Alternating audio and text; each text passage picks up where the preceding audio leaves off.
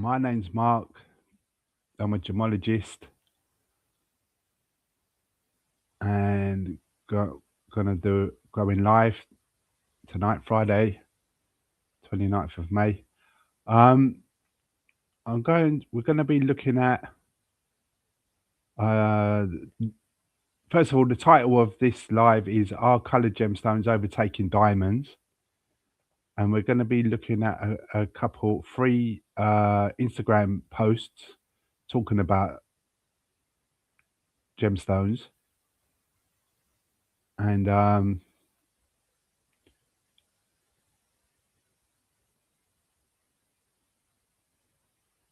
trending industry posts. And yeah, I'm a gemologist. I went to the School of Jewellery for 6 years, and I also was. I've not long been back, about 11 months from. I was in the Thailand, Bangkok, and Canterbury Gem Hub. That was very interesting, and I'm still connected to that. And that's it, really. Jewelry manufacturing and bespoke everything. Sometimes to the public, sometimes to other jewelers. And yeah, the rise of gemstones, and obviously diamonds were kind of very popular for a long while, and they still are. Every, People still love diamonds, and they always will. But I guess you've had lab diamonds change the horizon a little bit, and for some people, and so I'm a coloured gemstone person anyway. As a gemologist, I've had I I do work with diamonds, but I'm more, well, not more, but I'm fond of coloured gemstones. I really it's actually a bit more complex than the diamonds. Actually, there's more to learn and more to it. And but not that I don't like diamonds. I do, but I do love coloured gemstones. The variety and everything, the different colours and the different varieties, it's kind of endless, really. And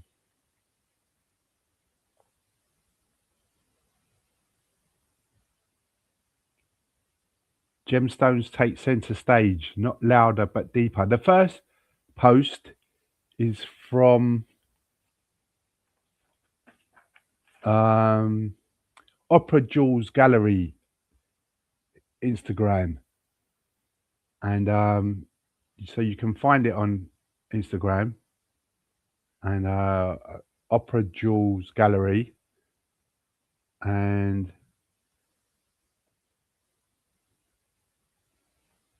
consumers want individuality,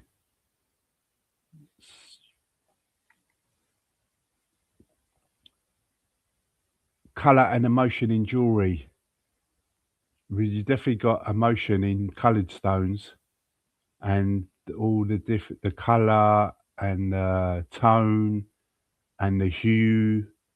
Um, yeah, it goes. It's very a wide range of judging criteria between what's considered maybe low low price point material and high price point, and different, and of course different regions, different localities plays a lot. But the localities can change, have changed over the years. Um,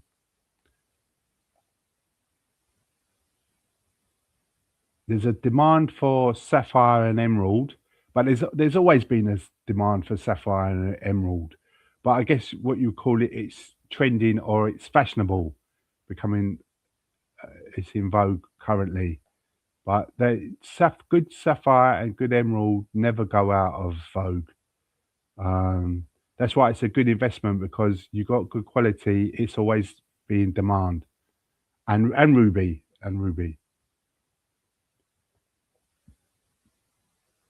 Younger buyers want something different,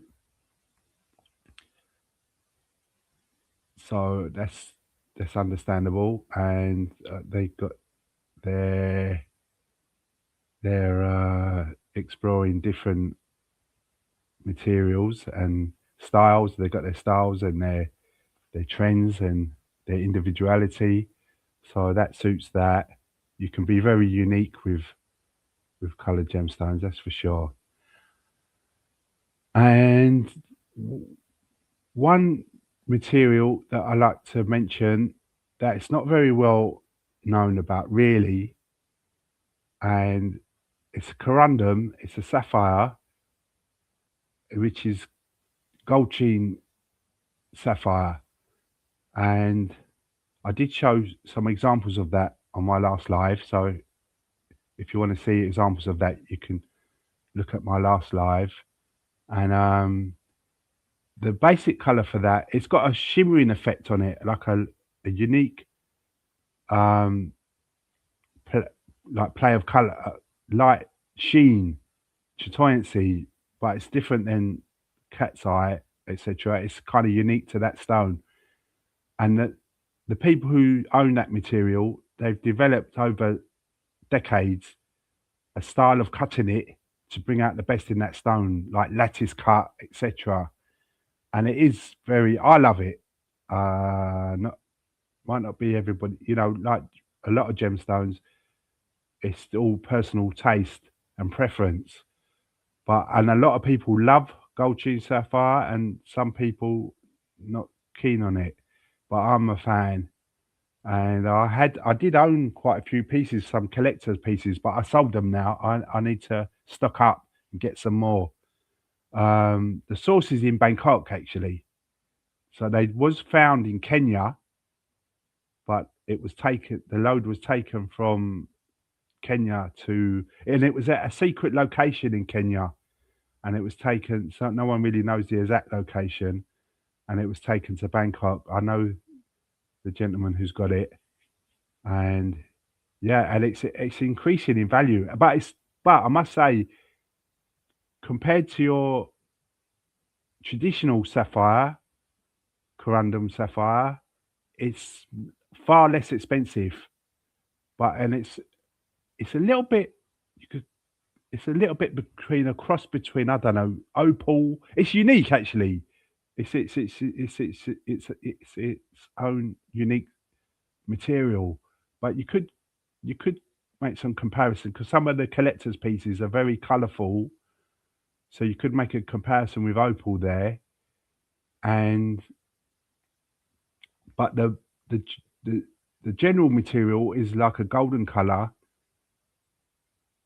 But it does come in blues and other colors and multicolors, bicolor, and yeah, it's a lovely. I actually a customer took some off me um, not long ago, and he fell in love with them. Actually, he was a Hindu guy, and he's put it on his temple to as part of their religion, and yeah, he was very happy. He really fell in love with it.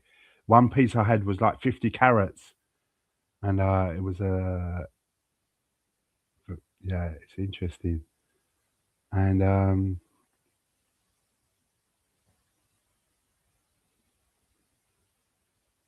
yeah, and if you ever get the chance to go to Thailand, it is like the gemstone capital of the world. Another place, Tucson's great. Tucson in Arizona, the Tucson Gem and Mineral Fair, which is on every year. But but a lot of the main gemstone guys and jewelry people are in Bangkok and Thailand. They have offices there or factories there, and it is gemstone heaven there. It's not the only place in the world. There's many locations. Madagascar being one, but the infrastructure is not so good in Madagascar. But there's lots of natural resources there. Fascinating place, but less creature comforts. You have to rough it a bit, and the roads are not good. But I guess that's part of the attraction. And Sri Lanka is also gem heaven. You'll see a lot of if you ever go to those countries, you'll see a lot of gemstones in Sri Lanka. They're seem like to me they're everywhere, and they they they start off looking at dealing with these gemstones. I don't know when they're 3 years old or something like that. they they know their stuff, and there's a lot of mines out there, pit mining, and yeah, we went to the mines. I've been to the mines there, and very interesting. And alluvial mining in the rivers.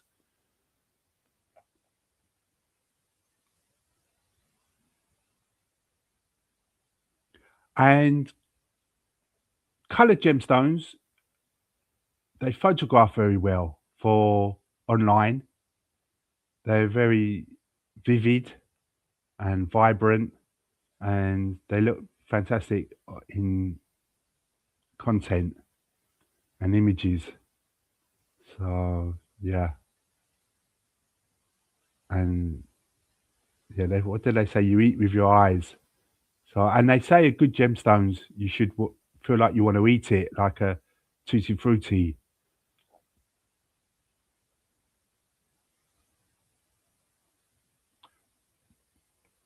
Right, the next post I want to talk about is from Sotheby's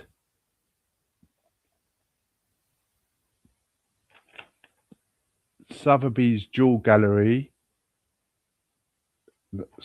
Sorry, which what is it?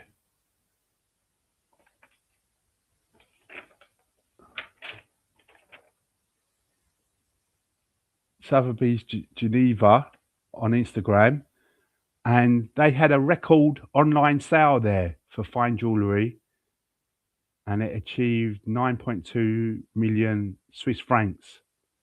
So it's interesting how, of course, we're living in the digital age, but the the traditional auction house where people went with their paddles, it's evolved a lot, hasn't it? It's gone a lot online, which is great because you can access auctions, California, anywhere around the world, Geneva, London, Paris, and yeah,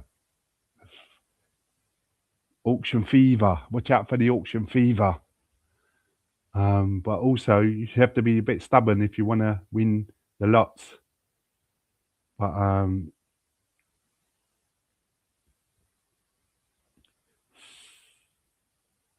Sotheby's Geneva achieved its strongest online sales results ever.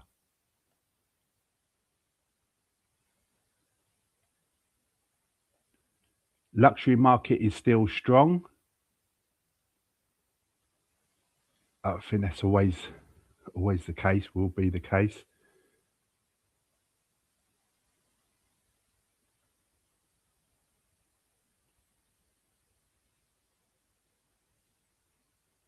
And rare stones. I've always been told when get buying gemstones, buy the most you can afford. It's better to buy one high quality stone. Say if you've got, I don't know, say for instance you've got $4,000. Best buy one sapphire or ruby for $4,000, then maybe five stones lower quality for $800. So buy the best you can afford, and that will, they those kind of the better quality will hold its price or increase. People always want quality and rare stones, and size does matter because you'll see when the stone when say sapphires start getting 6, 7, 8 carats. One, the price rockets up per carat, and two, they're highly in demand and they're rare. They're rarer. You don't see so many.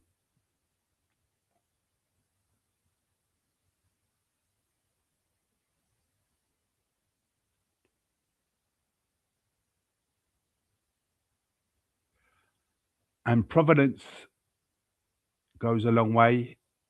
It's just if you know that speaks for itself really.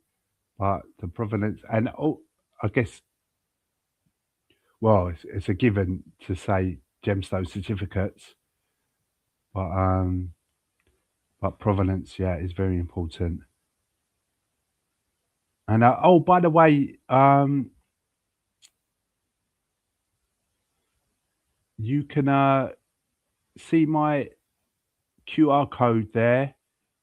If you scan it, you can get guide to buying gemstones for beginners ebook PDF.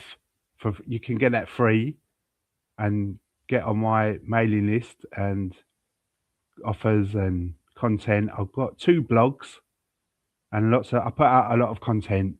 So if that's interest of you, you can just scan at the top left of the screen. You can scan it and get the free PDF and other content I'll give out from time to time.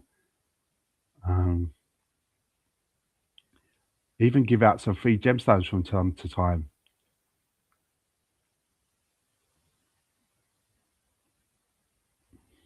Oh yeah, that when selling gemstones or jewelry, they always say a private buyer is the best, but they're harder to find because you might have to wait till you find a private buyer and you might just not have time. So the second best option is auction. I believe the second best option is to take your jewelry to auction and you get a better price than off the high street. And yeah, and you do have to wait. So different auctions run differently. Some are weekly and some are every 3 months or 2 months. And you do have to wait them to process it about a month after it's sold, but you will achieve a better price at auction house. And always the independents do well often, and of course the big auction houses.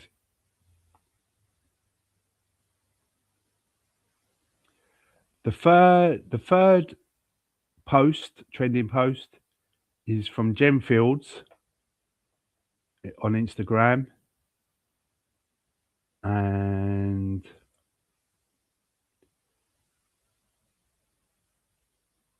human fascination human fascination with gemstones.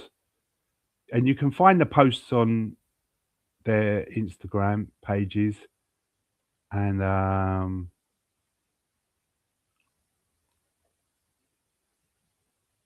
only the color of gemstones remained unchanged.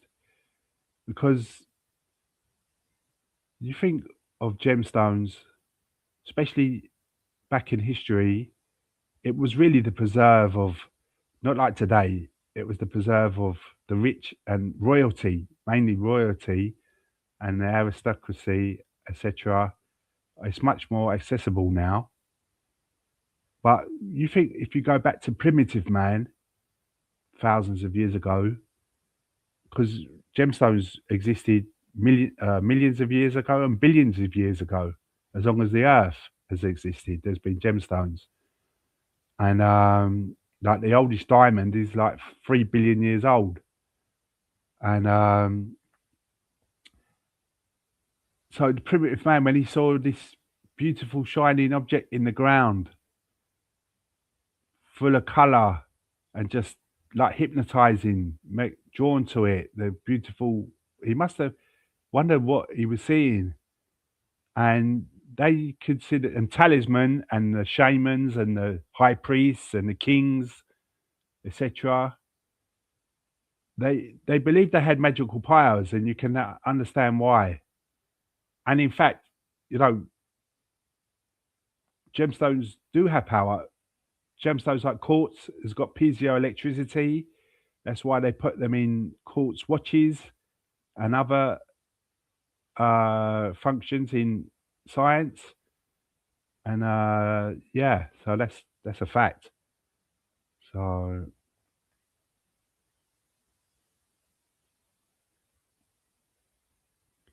So humans love gemstones, and in back in time, man has already always adorned themselves with. It was a symbol of status, beauty, what's not to like really, and like the peacocks, emotional connections to gems.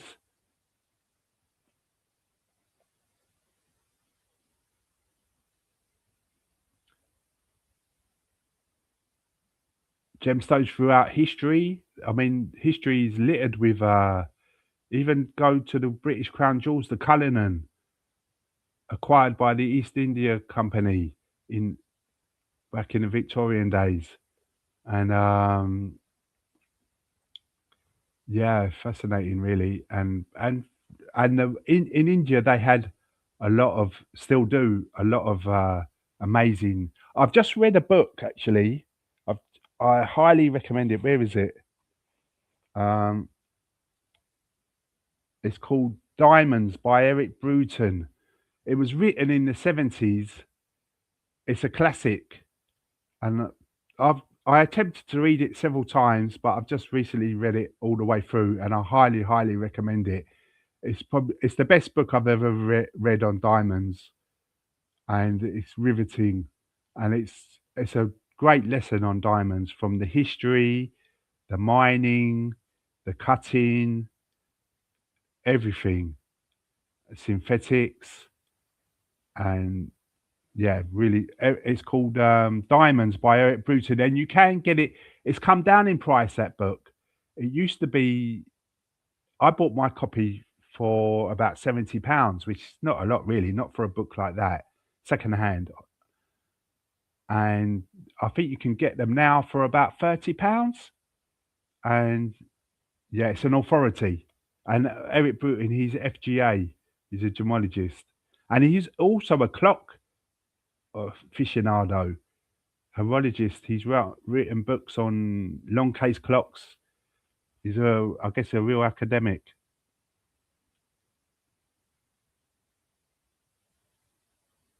And natural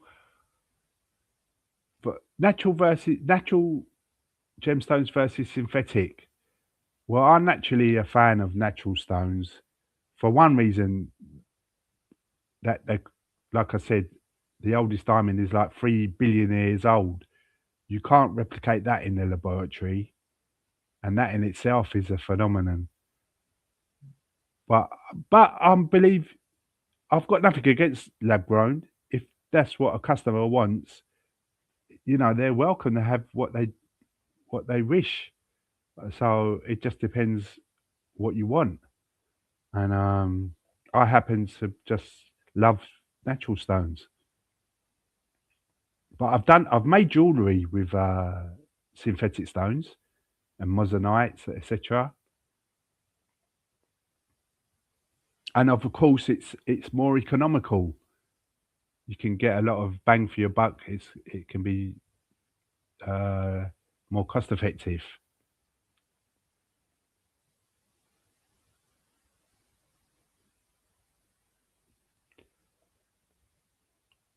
So if anybody got any questions, I'll be happy to take. And even if you're not out there now, if you do watch this video another time when I'm not live, feel free to put your questions in the comments, and I will answer them.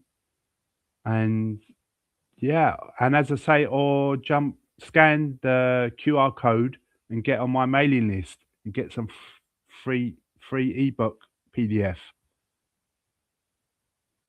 And I've got thousands of blog posts as well you can access. Do you think gemstones will overtake diamonds? Hmm. That's an interesting idea. That these things, it is. I was told with gemstones, rarity, durability,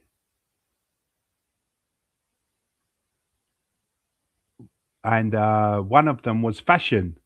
Fashion, because yeah, things come and go out of fashion. and that goes a long way. Like years ago, like examples, black diamonds were just kind of cast away years ago. Then they become vogue, and then the price went up, and they become highly desirable when they was just not considered favorably in the past years ago. And even with coloured stones, you see the price of spinel has rocketed over the last 30 years, 20, 30 years. That was You could pick up spinel far, far cheaper than it is today. And other colour stones, even garnets are going up. Almandine garnet, pyrope garnet, you could pick up. I've seen the price go up quite a lot, well, significantly a lot. But you used to be able to pick that up for like $1 a carat, it's definitely gone up. But it's a beautiful stone, and I was told years ago that that will go up because it is a beautiful stone.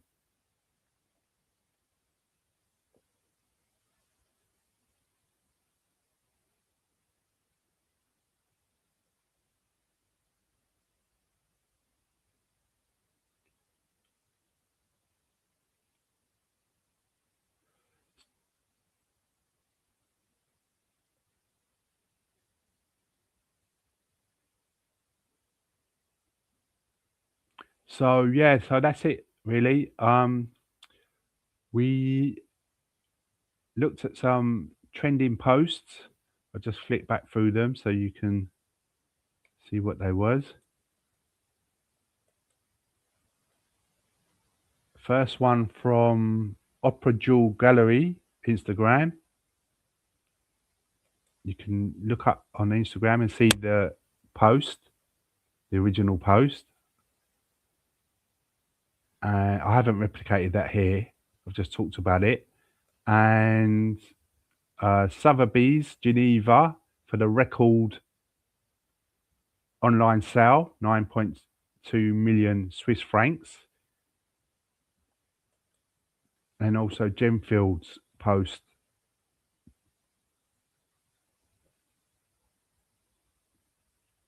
Early humans' fascination with colour and the desire to own lasting examples of it made them fall in love with gemstones. So you can find that on their Instagram page.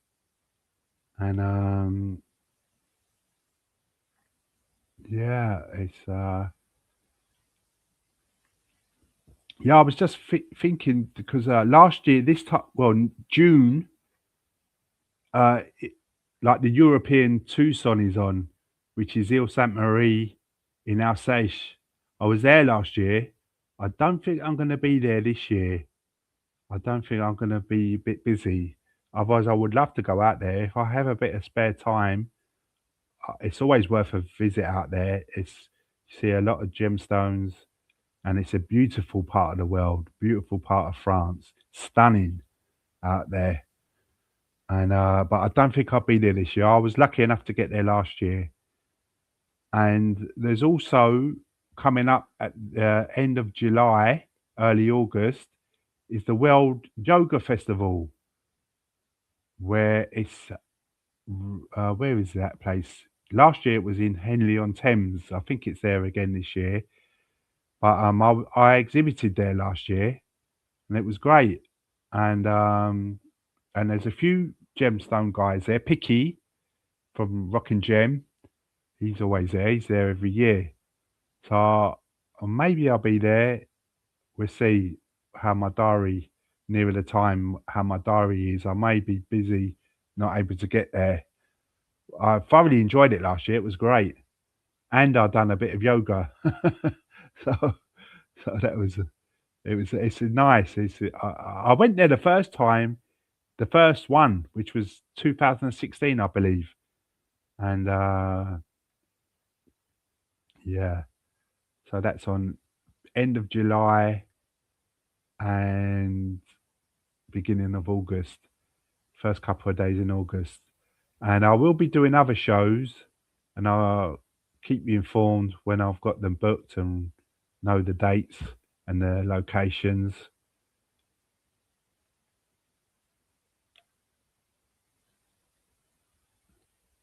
And also, I'm going to have some new stock coming over.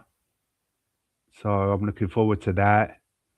That's why I'm not really doing shows at the moment because I like to go with the new stock. I have got my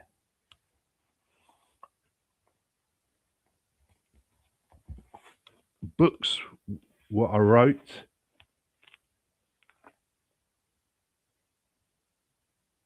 Essential Guide to Cleaning Vintage and Antique Jewellery.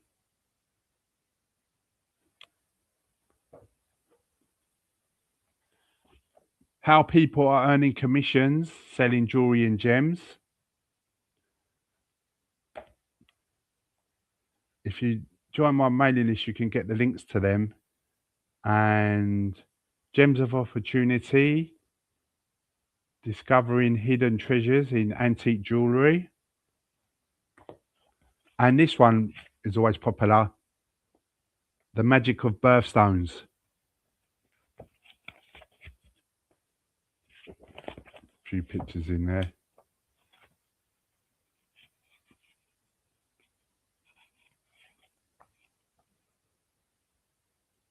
Yeah, so that's a bigger one. With illustrations. So thank you for coming and attending my live, and always a pleasure. And I think I'll call it a wrap now. And till the next time, see you soon. Cheers.